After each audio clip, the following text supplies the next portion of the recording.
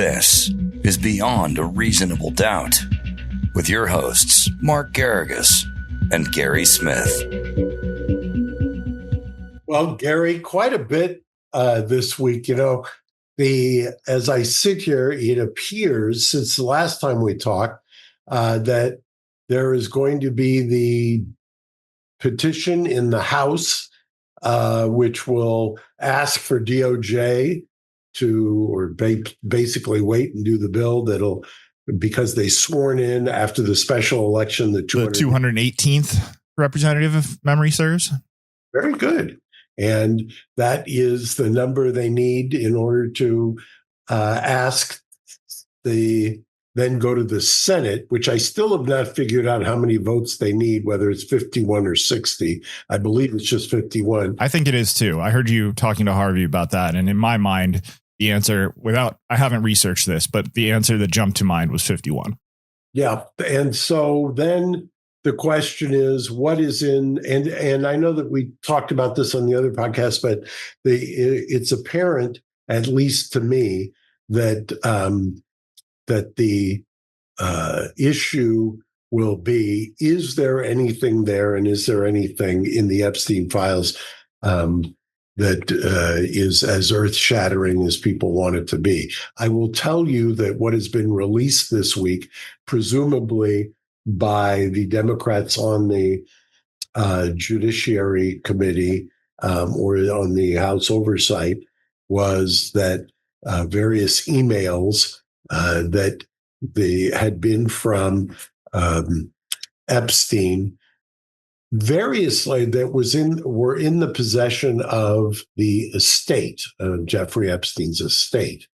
If you believe the provenance of them from the emails themselves, they're emails to, for instance, to an author, Michael Wolff, who's a frequent Trump critic. There's emails to Ghislaine Maxwell, and there's been a couple that have been talked about with great breathless conspiratorial tones, which I don't agree with the interpretation that a lot of people are giving them. What do you think? Well, I will say that I had somebody come to me and ask me if I thought there was validity behind a particular topic. And I said, you have to explain a little more to me, what conspiracy rabbit hole you've gone down. And they did. And could I be so bold as to ask what the conspiracy was that they were working on? Because it really has become fascinating to me how because it's really quite similar to what you fight about in court often is, here's a document. Prosecutor says this is a smoking gun. Defense says, are you kidding me? This is something that points towards innocence. I mean, it can be that stark of a difference. Yeah, well, and the situation that I was being asked about involved a code name, somebody being referred to as Bubba.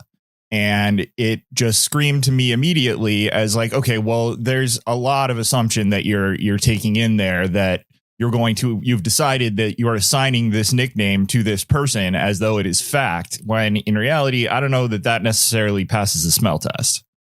Right. And then what did you make of, and the Bubba, obviously, the people who have the conspiracy, they're going to say that was Bill Clinton. Correct. There's pictures of Bill Clinton. I got that. Then there are the one that just is astonishing to me is, I wish you had it in front of you, and that's not a criticism of you. It's me. I should have printed it out. Was the dog that wouldn't bark, I think was the exact words. I believe that is exactly what was said. I'm familiar with that one. I don't have it right in front of me, but that one's crossed my radar as well. Okay. And that to me is not going to snitch, or is one interpretation. Sure. A dog that wouldn't bark is not going to talk, which is not necessarily have the same implication as not going to snitch.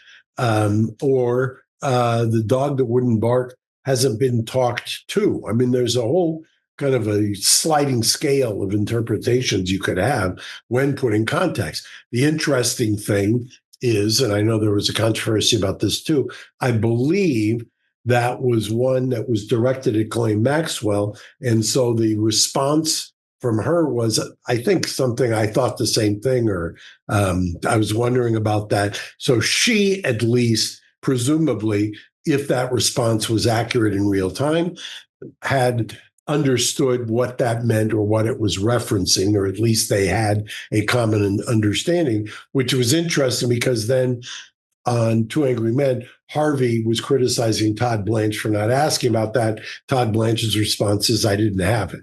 Todd Blanche being the attorney general who famously interviewed Ghislaine Maxwell while she was in custody. And then immediately moved her into much more comfortable custody elsewhere. Bureau of Prisons did. They took her out. Sure, Bureau of Prisons did, but doesn't exactly take a cartographer to draw the line between Todd Blanche and the Bureau of Prisons head. Yeah, well, they know which side of the bread the Bureau of Prisons is funded on. What is your my take? I want your take. Look, the conspiracies are fun. Let's just start there. They're fun. They're fun to talk about. Everyone is doing it. Everyone's looking for their angle. I have a hard time with things like this that take a lot of interpretation because, it doesn't take me long to think through the various chat threads that I have going with friends where there is an understood language that would not be clear to an outsider. If you put it in front of a person who doesn't know either of us and have them try to figure out what we're talking about, I can think of many exchanges that I have that just probably would not make sense to an average civilian. But because of the context that has been built up over years of friendship and stuff like that, they make perfect sense to me and the person with whom I'm talking. So a really good point, a very good point, because there's often, just think about your own threads, which you just did, and I'm thinking about mine. There's ones where sometimes I'll look back from a relatively short period of time. I don't even remember the context or what the reference was sometimes because 100% what's in the moment.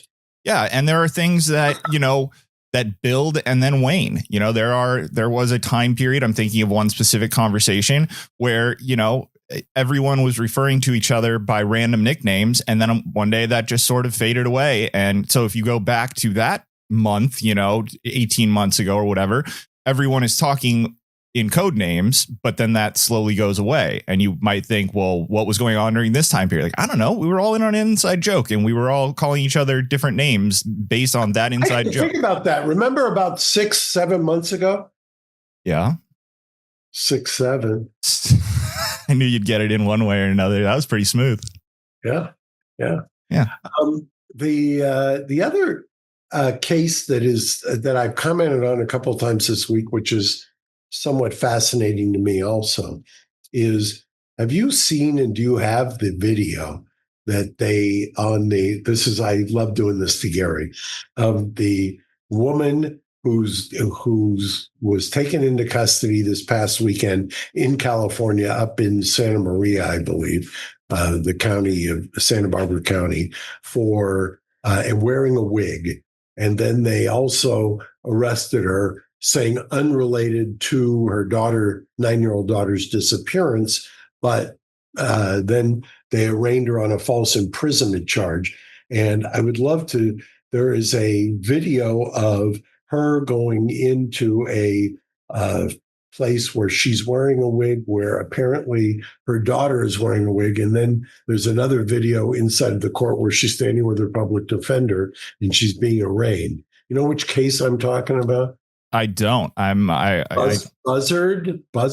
Okay. No, I'm trying to figure it out as we speak. So this woman has been under suspicion for the disappearance of her 9-year-old. She was not arrested in connection with that.